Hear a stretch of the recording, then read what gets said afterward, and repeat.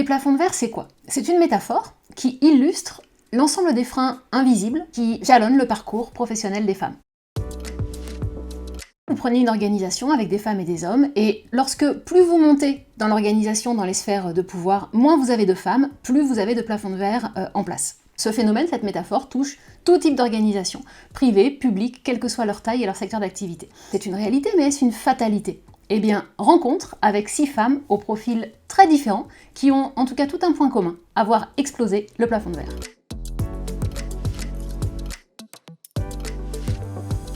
Si je devais résumer, je dirais exigence et bienveillance pour soi-même et pour les autres. La chance, elle ne s'attend pas, elle se prend. Je pense qu'on ne m'a pas donné ma chance, mais que tout simplement, je l'ai prise.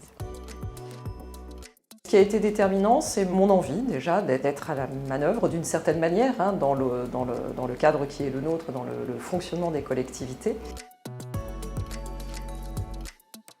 Oser, mais vraiment oser. Ce qui a été vraiment, je pense, déterminant, c'est depuis toute petite, j'ai beaucoup travaillé. Avoir une stratégie collective et pas un agenda perso. Dire les choses, quand ça va pas, quand on fait bien, quand on fait pas bien, il faut dire les choses. Beaucoup de détermination. Je lâche jamais, à vrai dire. Je suis quelqu'un qui est, au-delà de la détermination, une battante.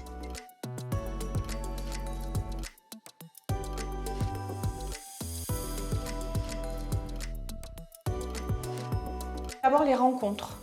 On m'a fait confiance, on m'a donné des responsabilités alors que j'étais jeune diplômée et je n'avais aucune expérience. Ensuite, ça a été le soutien de mon mari, qui a toujours aussi accepté mon statut, voire exprimé une forme de fierté face à mes évolutions. Donc pour moi, c'était très important. Et ensuite, beaucoup de travail. J'ai osé entreprendre là où on ne m'attendait pas. Je pense que j'ai pris des risques, j'ai suivi mon instinct et j'ai surtout été bien entourée. Les freins, je les prends comme des challenges. Plus on va me mettre des bâtons dans les roues et plus ça va décupler ma force et mon envie d'aller encore plus loin et de démontrer que je peux y arriver. Il a fallu un peu s'imposer. Parfois également en interne, là aussi, avec des équipes très masculines sur les sujets les plus techniques, mais ça n'a jamais été une vraie difficulté.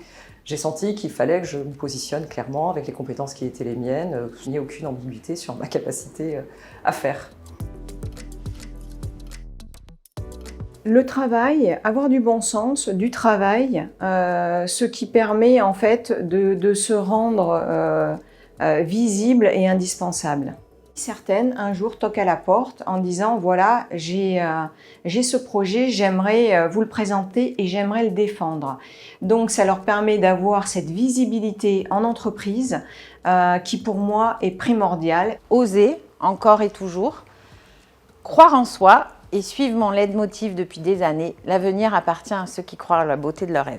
Il faut garder sa confiance et savoir là où on a envie d'arriver, quel message on a envie de faire passer.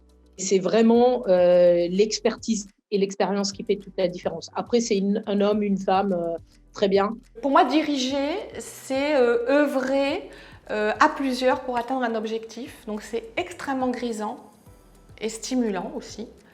Donc je leur dirais, je vous attends, venez prendre ma place, vous ne serez pas déçus. Je connais aujourd'hui beaucoup de femmes managers, dirigeantes, et qu'elles l'ont été pendant 30 ans. Donc c'est que ça fonctionne bien à un moment donné.